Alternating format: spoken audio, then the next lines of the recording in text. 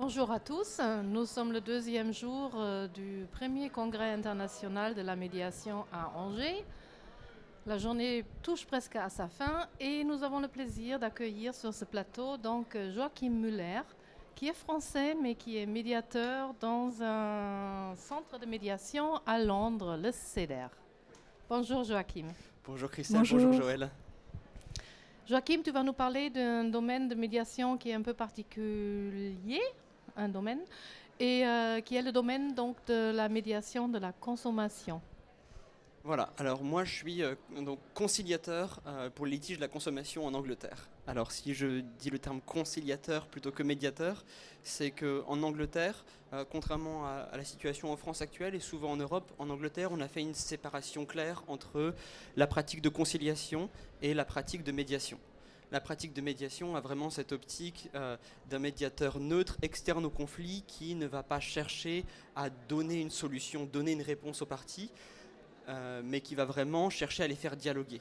Le conciliateur lui-même a, dans sa pratique, une optique d'atteindre une résolution à la fin. C'est plus un facilitateur de négociation qu'un expert en dialogue, un facilitateur de dialogue.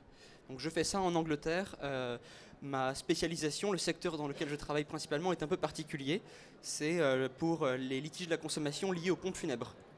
C'est pas toujours joyeux, malgré certaines histoires qui peuvent faire sourire de temps en temps. C'est assez particulier et c'est vraiment un service de dialogue et je joue l'interface entre les individus et les pompes funèbres qui très souvent sont des entreprises qui n'ont pas une seule voix et qui rend la discussion difficile entre le consommateur et l'entreprise elle-même. Alors, en matière de pompes funèbres, est-ce qu'il y a beaucoup de litiges? On pourrait penser que les personnes sont plutôt dans dans un esprit d'apaisement ou occupées à autre chose que de créer des litiges. Alors c'est ce que je me suis dit la première fois que j'y suis arrivé. Mais dans les litiges de la consommation, ce à quoi on ne pense pas souvent, c'est que certains services de consommation touchent à l'humain et à l'émotionnel. Et dans les pompes funèbres en particulier, on est tellement à nu, tellement sensible dans la situation que le moindre petit problème peut parfois prendre des proportions immenses dans ses perceptions. Et qui sont des vraies émotions, vraiment dures à porter, et qui peuvent rester ancrées dans la personne et qui souvent vont s'entremêler avec le deuil lui-même. Alors, est-ce que vous avez un exemple à nous donner? Qu'est-ce qui peut porter à litige dans le cas d'une... voilà.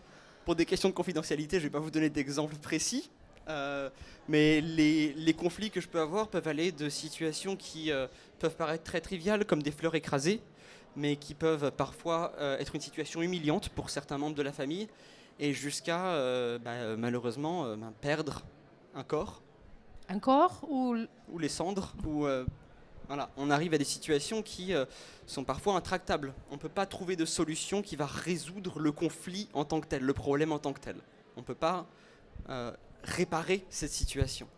Et le seul moyen de trouver une issue, c'est d'abord que nous, en tant que conciliateurs, on soit à l'écoute de la personne, à l'écoute de ses émotions, qu'on explore vraiment avec eux la situation et qu'on les laisse parfois pleurer, parfois crier, parfois s'énerver s'ils en ont besoin, pour leur permettre ensuite d'avoir un dialogue plus clair et de vraiment se diriger vers la recherche en commun avec l'entreprise qu'ils ont en face d'une solution qui soit satisfaisante à la fois pour eux et à la fois pour l'entreprise en face. Donc comme un médiateur ferait, la spécificité de la conciliation dans cette situation-là, c'est qu'on a beaucoup moins de temps. Souvent on a 3 heures en tout pour faire la totalité de la conciliation et on va vraiment travailler proactivement avec les parties pour trouver une solution.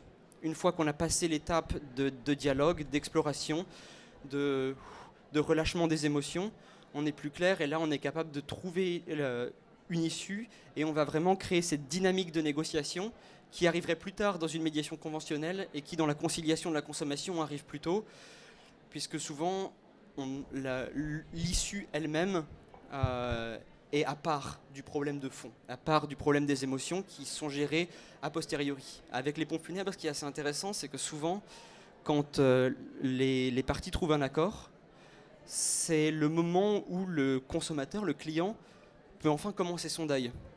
La majeure partie de mes clients sont accrochés à leur deuil parce qu'ils ont ce conflit qui reste accroché à eux, qui revient dans leur tête tous les jours et qui peut vraiment hanter leur quotidien. Et quand ils arrivent au niveau de la consommation, de la conciliation de la consommation, ils sont déjà passés par les plaintes internes, par les discussions internes avec l'entreprise, et ça fait parfois plus d'un an qu'ils sont en conflit avec cette entreprise, et plus d'un an qu'ils n'ont pas pu s'asseoir et travailler sur leur deuil. Et là, la conciliation offre vraiment cette interface de dialogue qui leur permet de relâcher cette relation avec l'entreprise qui les bloque dans cette émotion qu'ils n'arrivent pas à lâcher, et aller de l'avant, et enfin travailler sur eux-mêmes. Là où un médiateur participerait à ce travail sur eux-mêmes avec la partie, nous, en tant que conciliateurs, on se retire à ce moment-là, et on travaille vraiment sur la partie relationnelle entre le consommateur et l'individu. Ensuite, c'est à eux de travailler sur leurs propres émotions, leurs propres besoins, bien que le travail soit toujours commencé en conciliation. Quand on les écoute, quand on explore avec eux la situation, beaucoup de choses refont surface, beaucoup d'émotions refont surface et de difficultés. Et c'est notre travail, en tant que conciliateur et médiateur aussi, avoir cette posture-là d'écoute, de bienveillance, d'empathie et d'exploration, de recherche avec eux, de comprendre d'où viennent leurs émotions, et de permettre aussi à la personne qu'on a souvent au téléphone d'explorer eux-mêmes qu'est-ce que c'est l'émotion qu'ils sont en train de vivre à ce moment-là. Donc ça, c'est un domaine bien précis. Et donc vous disiez que c'était de la conciliation plutôt que de la médiation. Vous travaillez ensemble des fois, que ça se complète. Et est-ce qu'elle a d'autres spécificités aussi, la médiation de la consommation en Angleterre ? Alors, ce qui est particulier, c'est qu'à la fin de la conciliation, si aucun accord n'est trouvé, moi, en tant que conciliateur, je vais émettre une proposition qui est basée sur les discussions que j'ai eues. Moi, je ne suis pas juriste et ce n'est pas mon travail de faire une décision juridique. En France, le médiateur de la consommation va très souvent, à la fin, avoir un pouvoir adjudicatif où il va lui-même faire une proposition en droit et en équité qui sera la plus favorable, la plus juste dans cette situation. Moi, en tant que conciliateur, je fais une proposition basée sur les discussions qu'il y a eu. Par exemple, on va avoir des négociations où parfois l'accord est très très très très proche et il suffit d'un rien pour trouver un lien, et des fois les gens ont juste besoin de rentrer chez eux et souffler pour se dire en fait si ça marcherait. Donc souvent quand je vais faire ça, je vais faire une proposition et laisser cette proposition ouverte pendant 14 à 28 jours pour laisser aux gens le temps de digérer. Et ce qui se passe en Angleterre, c'est que si la conciliation ne marche pas, on propose aux parties, aux entreprises de passer à une seconde étape qui est une étape plus adjudicative. Donc par ça j'entends les services type arbitrage, où un expert juridique en la matière va prendre les faits, les documents, tout ce qui s'est passé, et va émettre un avis juridique.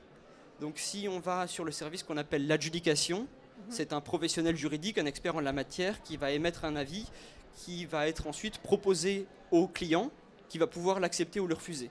Si on passe à l'arbitrage, alors c'est un peu plus contraignant, où l'accord final a un pouvoir, un effet juridique. Donc on a vraiment ce système en Angleterre qui est par étapes, sur les situations qui sont très émotionnelles, où on a la conciliation en premier. On va toujours commencer par la conciliation, puis si ça ne marche pas, offrir un service suivant. Maintenant, c'est les services qui sont optionnels, c'est-à-dire que les consommateurs ne sont pas obligés d'aller en conciliation, ils ne sont pas obligés d'aller en arbitrage, ils ont toujours pleinement accès à leurs droits, le droit d'aller au tribunal. Dans les faits, la majeure partie du temps, les gens vont sur les processus alternatifs de résolution des litiges simplement pour une question de temps, de coût et d'énergie. Le tribunal peut prendre énormément de temps alors qu'une conciliation peut être réglée en moins d'une semaine.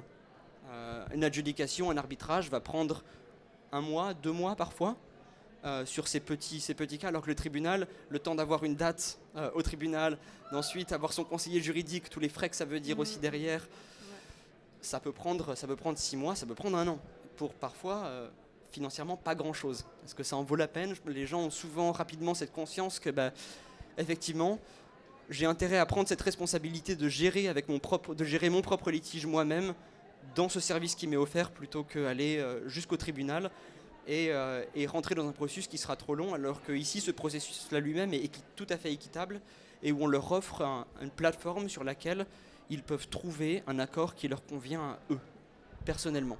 Alors que l'accord par un arbitre au tribunal, ce sera principalement financier. Mais quand on arrive à des situations émotionnelles, l'accord financier, ça ne va rien changer. C'est pas parce qu'on me donne 500 € que je vais me sentir satisfait. Souvent, c'est les accords qu'on trouve, c'est une lettre d'excuse. Ça peut être, oui, le remboursement effectivement d'une partie des services, mais aussi le rapport d'une investigation interne qui montre comment est-ce qu'ils vont s'assurer que le problème ne va pas arriver à d'autres personnes dans le futur. C'est souvent très important pour les personnes avec qui je parle en conciliation que la situation dans laquelle ils se sont trouvés n'arrivera pas aux autres personnes. Bon, c'est très éclairant tout ça, on a appris plein de choses et on vous remercie pour votre participation. Merci à vous. Merci beaucoup Joachim, merci.